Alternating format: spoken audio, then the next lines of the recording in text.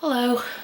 I wanted to kind of talk today about disability and the things I've had to deal with, kind of wading through all of the things you have to do to get to a disability place with the Social Security Administration. There are a lot of hoops, but in the end, I think they probably will end up being worth jumping through. I did work for the first 2 years of my diagnosis. I was able to do that. My treatments didn't knock me down so far that I couldn't. The first year I mostly worked from home. There was a lot of work I could do, so I didn't have any trouble doing that because my blood counts were low and I wasn't really allowed to be around a lot of people. I worked from home. The second year I was able to go back into the classroom, not as a teacher. I had to go back in as an assistant, but you know, it was still something. I got to be around grown-ups and children, both of whom made me feel a whole lot better. But towards the end of the second year, it was decided, you know, if I couldn't go back to my original job as a teacher, I was going to have to find something else on campus. There wasn't really anything else on campus for me, so on my birthday this year, I was let go from my job. I knew it was coming, so it wasn't so terrible, but it wasn't great to have your last day of work be your birthday. But that way I can make my appointment and with the Social Security office, because I had not signed up for short-term disability or long-term disability through my job. When I got hired, I was 33. I was healthy. I mean, looking back, I probably wasn't, but in my opinion, I was healthy. I didn't need any kind of disability insurance because I wasn't going to be disabled. I was going to be working for the next 30 or 40 years of my life. As it turned out, that's not how it worked out, and the people in that Human Resources office said that they wished I could come to every meeting and be like, sign up for disability. But, you know, I mean, if you are a 33-year-old person, you're not looking down the road thinking that you're going to be diagnosed with cancer. I mean, that's just not the way people think, unless they're incredibly negative, and then I don't know how they put one foot in front of the other. Signing up for short-term disability makes sense because, you know, in the job that I had, I could have fallen down at any point, broken some piece of me and not been able to work, and having the short-term disability would have been helpful. But I really don't think that there are very many 30-year-old people that are going to sign up for long-term disability because that's just not in their thought process, and it shouldn't be. So I am sort of stuck in the Social Security disability area because I don't have it through my job. Some tips that I can give you for that if it's something that you're having to go through.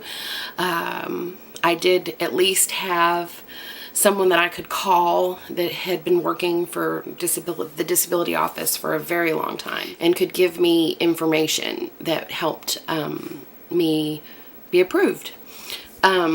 One thing that you need to have, no matter what anybody tells you, have all of your medical records when you go for your appointment. And I don't mean just your medical records from your oncologist or whoever else will be, you know, driving that disability boat. I mean your oncologist, your general practitioner, any hospital stays you've had because of your diagnosis, a psychiatrist if you have one of those. I mean, every medical record.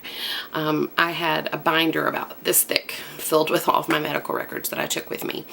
And the woman that was my intake person told me that I didn't need any of that, that if in fact they did need my medical records, they could get them from my doctors. Don't have them get them from your doctors. You take them with you, and then you will be one step closer.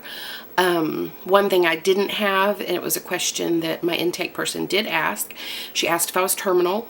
I didn't really know how to answer that question because I can't be cured because I have stage 4 ovarian cancer, and they don't ever consider you cured once you're at that stage.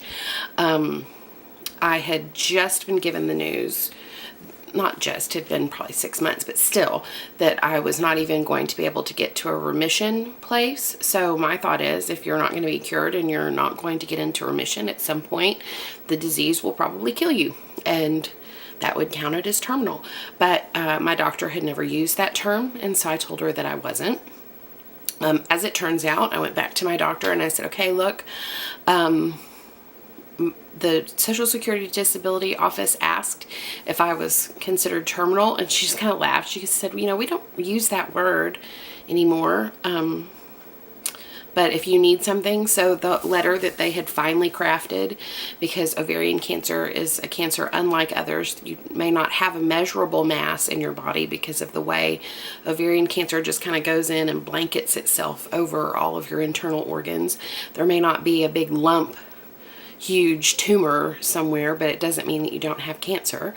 It just means that they can't see it on a CAT scan or PET scan. So they had written a letter showing that I had persistent ovarian cancer. They had the pathology report and all of my medical records, but what they added at the bottom was seratinib is terminal. So I had it come to a place where I was denied because I wasn't terminal. I had something else that I could give them, but it didn't come to that because there's also a list of 170 diseases or maladies that kind of come under a I'm not remembering what it's called.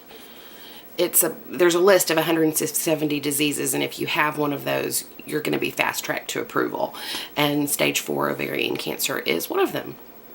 So I really didn't feel like I had any issue being approved, but you know, it is good to do your research and know what you have on your side, because you know, my intake person, for one, when you go to the Social Security office, I thought I would be in an office with one person with walls around us where we could actually have a conversation. No, I was called up to a bank teller type window where I could still hear all the screaming, crying babies in the Social Security office.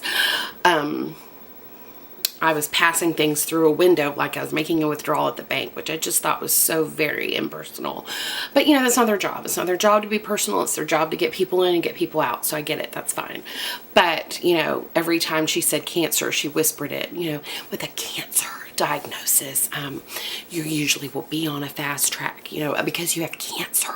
I was like, my good Lord, woman, I know I have cancer. I've had it for 2 years. You don't have to whisper, but you know, whatever makes other people comfortable. So, I left all of my medical records. I knew that I would probably be probably about 3 weeks, and I got my approval letter, because I had worked up to my June 1st appointment. They have to go 6 months from that. And so I won't actually be on official Social Security disability until December, but I was approved because I was no longer working and no longer had an income for another type of, it's called SSI. I think it's Social Security, and I don't know what the I stands for. It's a T90 amount of money, and you get Medicaid while you're on it, which is good. So I don't have to pay any copays because I wouldn't have enough money to pay them probably. I still don't really know what I'm going to do with my time. My daughter just started school last Wednesday, so we're just kind of off of our summer, and I'm just now finally getting to a place where I'm kind of like, oh, I'm going to have a lot of time on my hand. That's all I really wanted to tell you.